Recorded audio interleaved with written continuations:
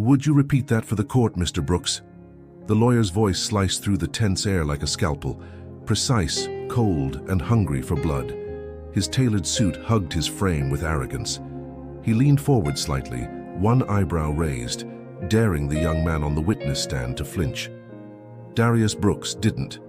His hands were folded neatly in his lap.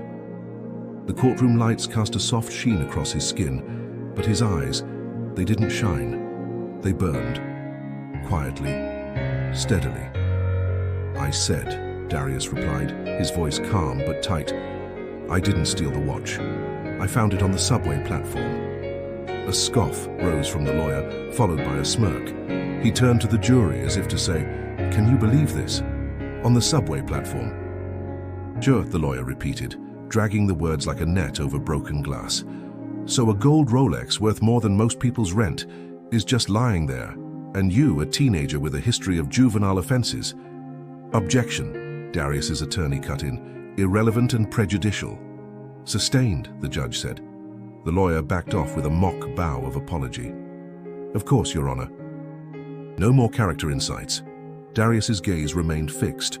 Not on the lawyer, not on the jury, not even on his own attorney. He stared at the wall behind them, where the American flag hung stiff and lifeless. Red, white, blue, cotton and contradiction. The lawyer wasn't done.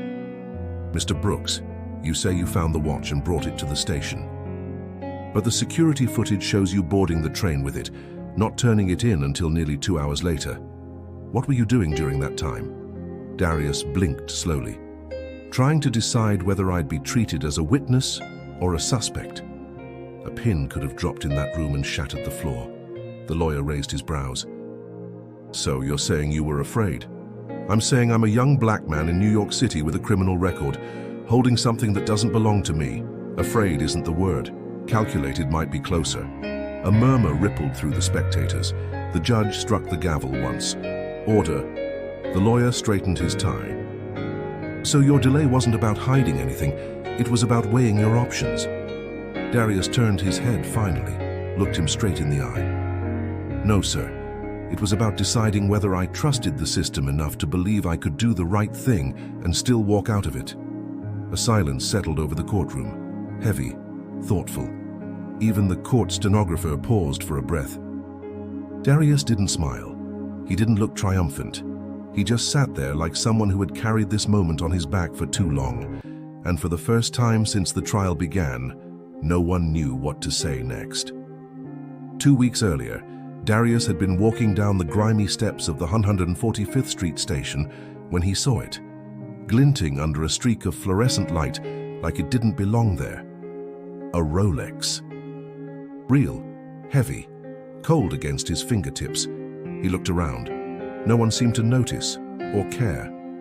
A kid cried nearby. Someone yelled about a train delay. And in the middle of it all, he stood holding a piece of someone else's world. He could feel the weight of it. Not just the metal, but what it meant. Richness, power, assumption, everything he didn't have. He should have turned it in right then. He knew that, but he also knew what it would look like. Last time he tried to do the right thing, it ended with him face down on the pavement, hands behind his back, the cop whispering in his ear like it was a game. "You fit the description." He didn't even ask what description. He already knew. So instead, he slipped the watch into his jacket pocket and boarded the train, his heart pounding so hard he could hear it over the screech of the wheels. When he got off at 59th, he found a bench and sat for almost an hour, watching people, thinking, trying to guess how the story would be told if he ended up back in cuffs. He remembered his mother's voice on the phone just a few nights ago, soft and strained. "You're 18 now, baby. You don't get second chances like before. They don't see you the same." He hated how right she was. So he made a choice. He walked the extra blocks to the nearest precinct, tucked into a narrow building on Amsterdam Avenue. The officer behind the glass barely looked up when he rang the bell. "I found this," Darius said, placing the watch on the counter slowly, both hands visible. "On the train platform." The officer finally glanced up, eyes narrowing. "Where'd you get it?" "I just said. Found it." "Uh-huh." Darius knew the look. He'd seen it on teachers, bus drivers, security guards. Suspicion dressed up as protocol. He gave his name, showed his ID, answered the questions, told the same story 3 times. Still, the officer frowned. "We'll be in touch." 2 days later, they were. With handcuffs, someone had filed a claim, said the watch had been stolen, said Darius matched the description. Now back in court, every word he spoke was measured against that assumption. He wasn't a kid who returned a lost item. He was a black teen with a record and a Rolex. And the scales of justice, they didn't feel balanced, they felt rigged. The prosecutor didn't waste time. Day 3 of the trial opened with a slideshow of Darius's juvenile record. 3 run-ins, all before he turned 16. Trespassing, loitering, a shoplifting charge that had been dropped but never forgotten. He sat motionless at the defendant's table, while the screen behind him projected his past like a movie trailer. Except in this one, there was no redemption arc. The jury stole glances at him, but few could meet his eyes. To them, he was no longer a kid who might have made mistakes. He was a pattern, a story they thought they already knew. His public defender, Angela Ruiz, leaned over and whispered, "They're trying to make them fear you. We're going to make them see you." Darius gave a slight nod, though he wasn't sure anyone in that room actually wanted to see him, not as he really was. Angela stood and began her cross-examination. "Mr. Bernard," she said to the security officer who first reviewed the subway footage, "do you recall how long Mr. Brooks remained on the platform after picking up the watch?" The man frowned. "Maybe 15 seconds? Angela nodded.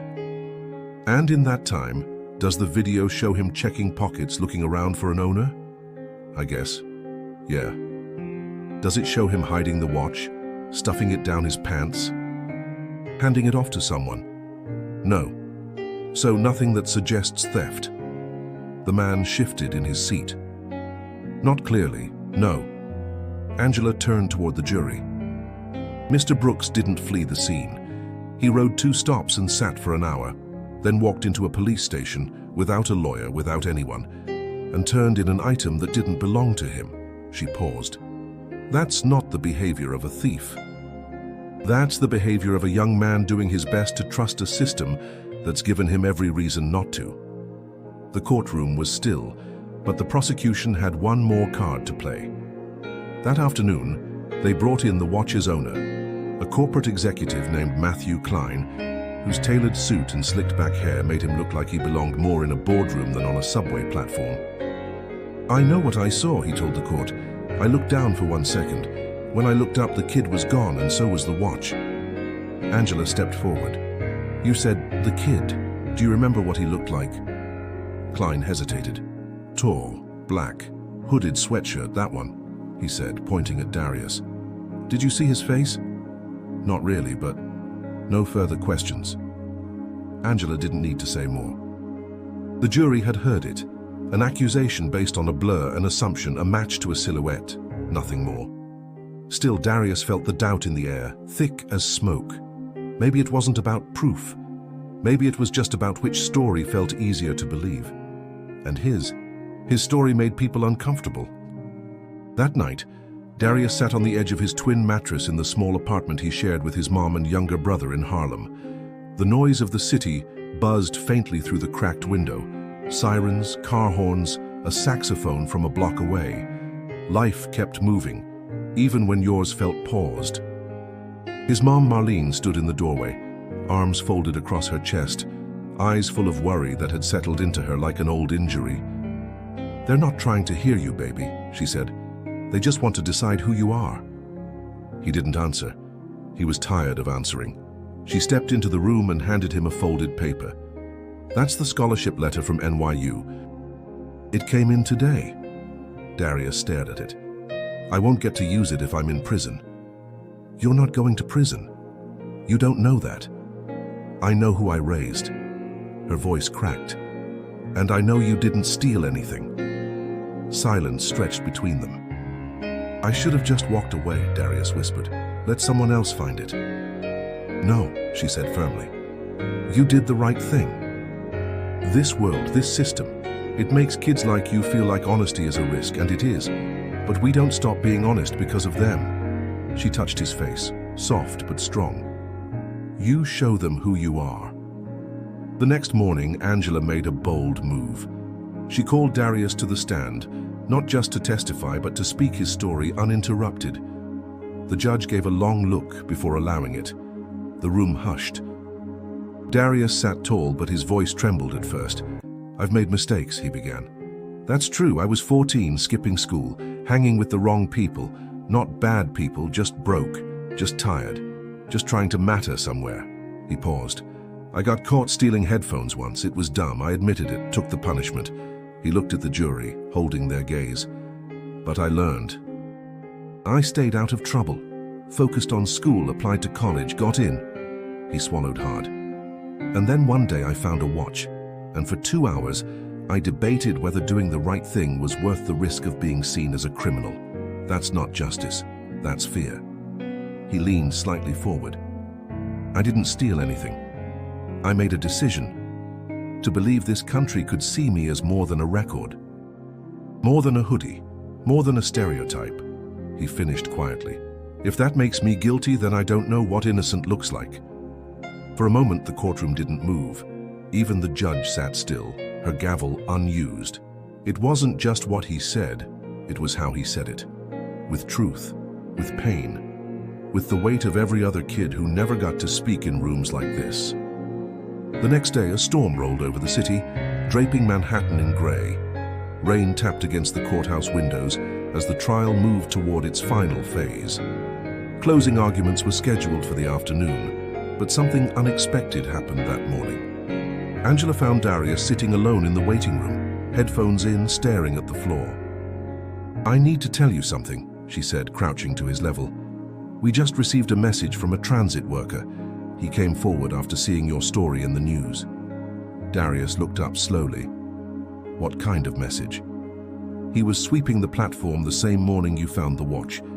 Said he saw it fall off a man's wrist when he brushed past someone in the crowd. Said you picked it up maybe a minute later, after the man had already walked off. Darius blinked. He's sure it was me?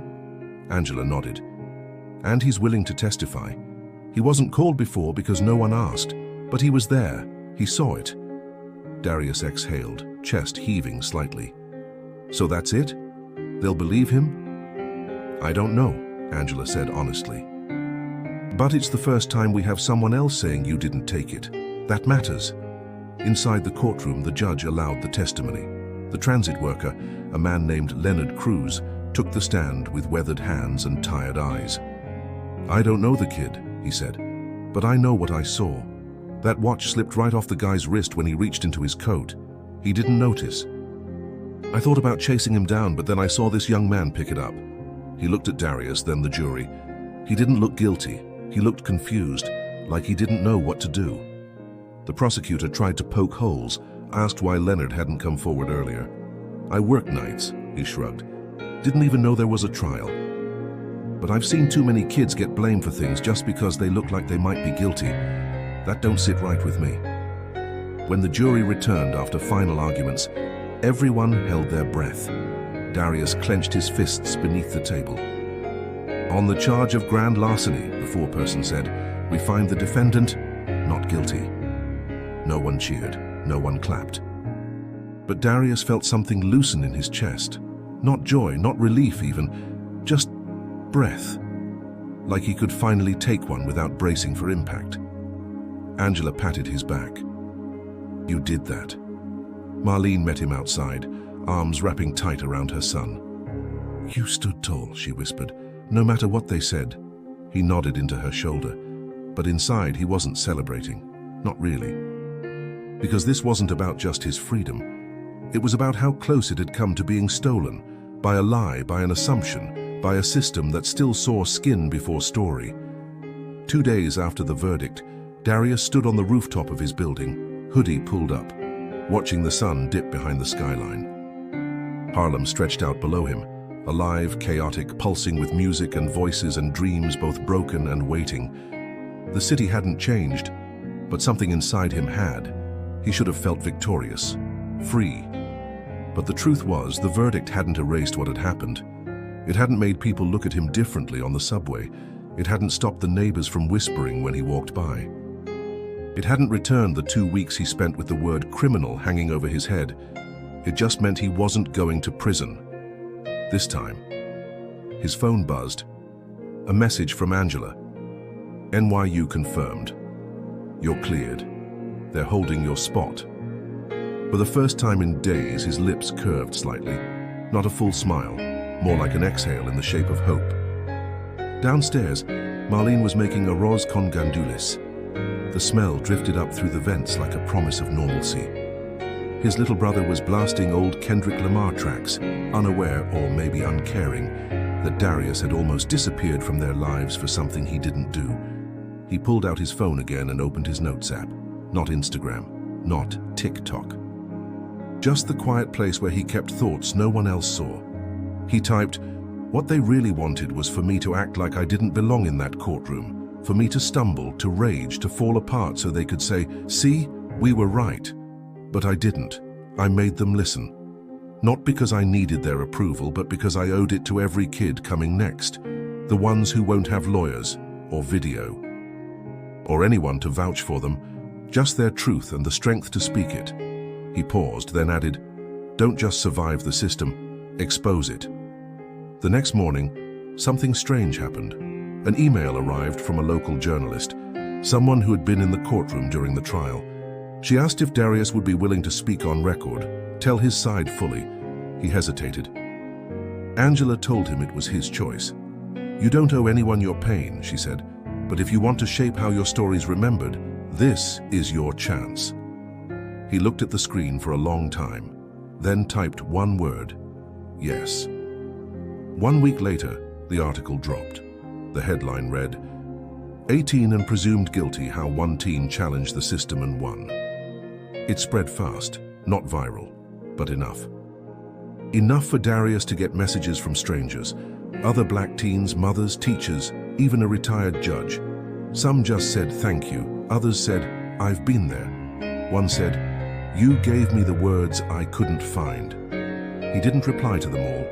He didn't need to. The truth had spoken for itself. 3 months later, Darius stood in front of a crowded classroom at NYU, not as a defendant. Not as a stereotype, but as a guest speaker. The professor of Intro to Criminal Justice had invited him to speak after reading the article and watching the video interview that followed. Now, here he was, jeans, hoodie, notebook in hand, staring out at a sea of students who looked at him not with suspicion, but curiosity. He cleared his throat. "I'm not a lawyer," he started. "I'm not a law student. I'm not even sure what I want to be yet, but I know what it feels like to have the truth in your hands and still not be believed." A girl in the front row nodded slowly. "I want to talk about what it's like when the system sees you before you speak," he continued. "When your clothes, your skin, your zip code all speak louder than your words." He paused, eyes sweeping the room. "I spent 2 weeks on trial not for what I did, but for who they thought I was. And I want you all to understand, if you end up working in this system, if you become lawyers, cops, judges, you have to decide every day whether you're serving justice or protecting power." The class was silent. He stepped away from the podium and took a slow breath. "My story had cameras. A good lawyer. A lucky break. But what about the kid who doesn't? What happens when their voice is quieter, their skin darker, their record longer?" No one had an answer. That was the point. After class, a group of students gathered around him, asking questions. Not about the trial, but about how he stayed calm, how he found the words. He didn't pretend to have it all figured out. "I wrote, I thought. I remembered who I was raised to be." One student said, "You should think about law school." He half laughed. "Maybe. Or maybe I'll teach. Maybe I'll write." That night, back in his dorm, he looked out over the lights of Lower Manhattan. The city still moved fast, still didn't care if you stumbled. But now he was moving with it, not chasing approval, not chasing justice. Building something quieter, stronger. His phone lit up again, a text from Angela. "Saw the article in The Atlantic. You've got people listening. Keep going." He replied, "Not just for me." then opened a blank document and began to write. Not for class, not for court, not for cliques. For every kid walking down subway steps who's about to find something that could change everything. And for the ones who already did,